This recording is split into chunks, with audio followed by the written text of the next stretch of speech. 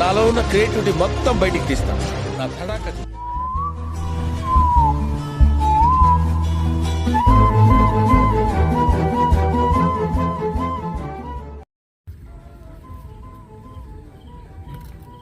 మట్టి అంటకుండా నాడుతున్నావయ్యా.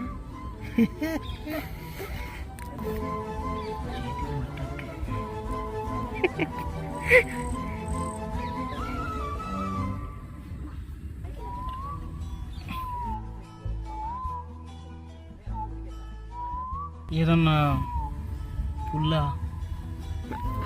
కావాలి నాకు. పొల్లొద్దు. ఏమైంది? దాని మీద పడిందా?